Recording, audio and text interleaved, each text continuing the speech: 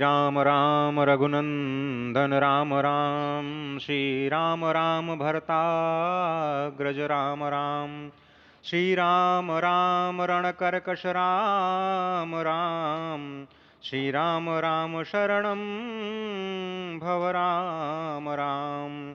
श्रीरामचंद्र चरणौ मनसा स्मरामि, श्रीरामचंद्र चरणौ वचसा गृह्णामि, श्रीरामचंद्र चरणौ शिरसा नमामि, श्रीरामचंद्र चरणौ शरणं प्रपद्ये।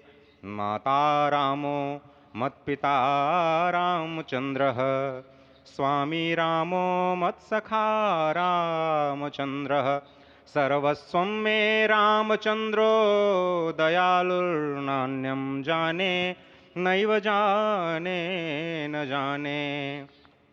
लोकाभिरामं रणरङ्गधीरं राजीवनेत्रं रघुवंशनाथं, कारुण्यरूपं करुणाकरं तं श्रीरामचन्द्रं शरणं प्रपद्ये।